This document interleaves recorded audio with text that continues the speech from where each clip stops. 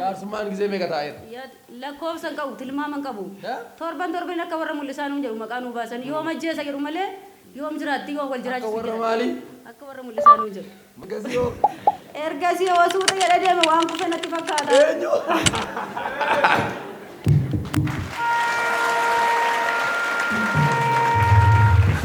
Goy.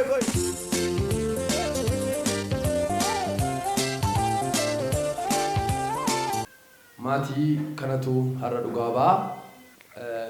Akkam ture maqaan keessatti? Mul'isaan jedhama. Naannoo battee horataatii honceetta namaneen. Galanni Waaqayyoof haa ta'u.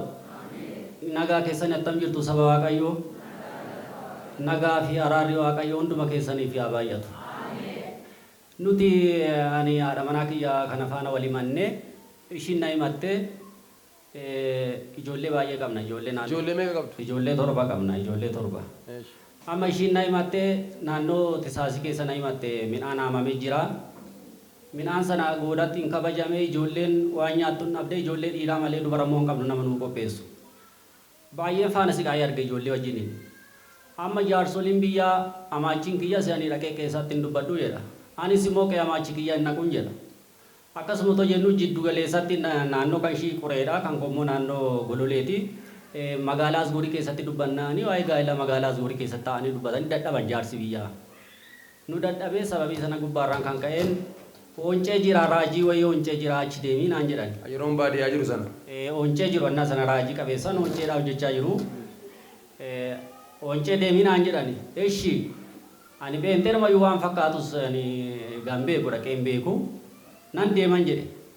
Gidduma koon gara booddaatti sachi darbuu kajeeleen giddiiruma seenee. Yoggusaa namannee? Namanne gaafa. Yoggusaa namannee? Kana tamanne. Isin tamanne malee isaa hin namanne? Ani namanne gaafa sana lubbuu haaraadha. Amma bakka harka ol kaasee Waaqayyoon amanee raajii waan jiru mul'uu nutti himanii harki namaas waan jiru hunda isaa nutti himanii naaf ishii naxalaa nutti uwwisanii hadhaan jidduu isaaniitti har'aa kaasee haban jedhanii raajii nuu kadhatanii zayitii dibataa bishaan kadhataa nuu kennanii gallee maasaa keenyatti naqannee eddasi maasaan keenya illee duratti midhaan ta'uu didu sirriitti nuu maqaa. Yoom galtanii araaramtan garuu? Yoo walii kuuf turtan mana murtii?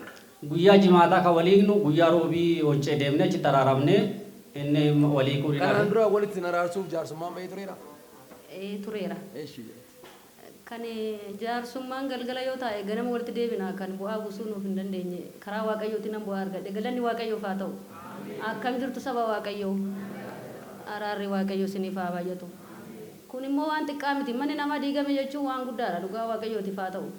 Ani ijoollee koo jibbee otoo hin taane abbaa manaa koo jibbee otoo hin taane guyyaa tokko udaa waraabessaan balbala duratti arga guyyaa tokko udaan namaan arga akkuma udaan sana bakka ijaan nu arguun jaalatu ennaa gadi lola nuti kaasaa daa'ima baay'ee dhiphate. Udaa waraabessaa? Udaa waraabessaa. Eessatti argita? Barriin kun duratti nagaa bakka kaafaadhumaan fuunee balleessina.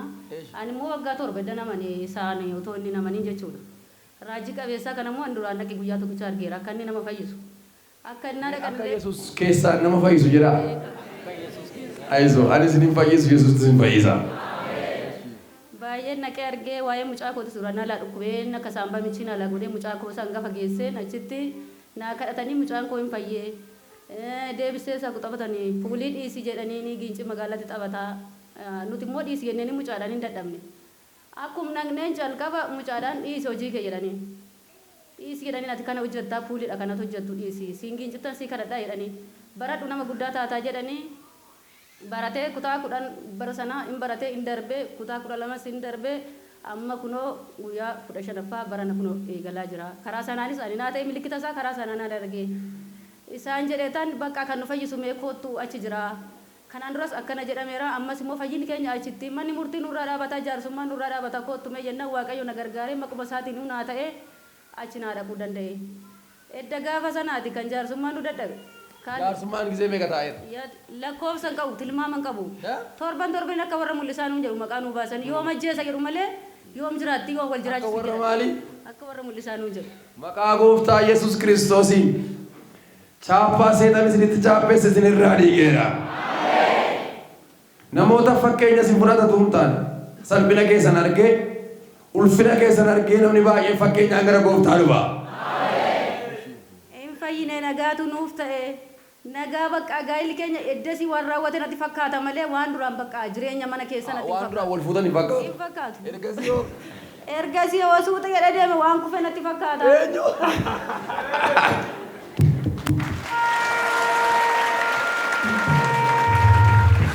Goy yoo suuta jedhee maal ta'e?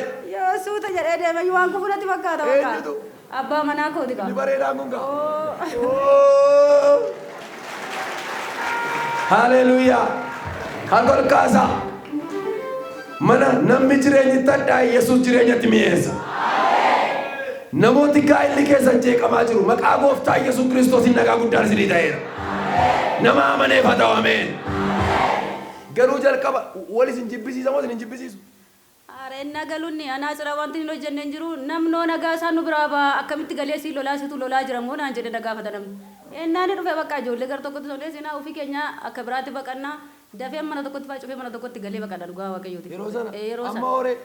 Amma maal gochuun himuu danda'aree kan isaa himamee nu. Yesuus gooftaan. Nama ajaa'iba guyyaa dhufan sana namoonni duukaa dhufanis jiru itti isaan ikkoo raawwatameera dhimmi isaanii dhumeera maal taate naan jedhe tokko.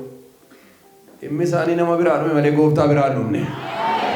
In amantu gaaffiin keessan deebiin argata. Nama biraa dideera gooftaa biraa deebii argata. Kana qofaa miti argitaniittu gaa'ila nama baay'ee yeroo diigamuuf jedhe waaqayyo gidduu galu har'as waaqayyo waan haaraa godha. Har'a akkasitti bareedanii waggaa meeqa fixanii toom? Naannoo waggaa ja'aati. Erga isin kana erga walitti deebitanii waggaa meeqa? Naannoo waggaa ja'a qabneera. Ergasii dhalamnaamni maal ture ergasii? Eddasi mucaa tokko arganne Ergasii walitti deebitanii maal argattan? mucaa tokko arganne mucaa dubaraa. Mana diigame ijaare waaqayyo. Kanaaf jabaadhaa ani na ajaa'iba kan seenaa isaanii waaqayyo jijjiire namoota wal baqatan waaqayyo walitti deebisee har'a kunoo jecha seen jettu argitaniittu ija keessan ilaala na jalaa kufaan jedha. Amiin jedha. Sababi kanaa maalidha yoo jenne Kiristoos nagaa kan nuuf laatu isa duwwaadha. Isatti amannee nutti hin banne. Maqaa Yesuus ameen. Eebbifamaa. Nooraa gooftaan isin eebbisu akka isin eebbisu kabajamaa.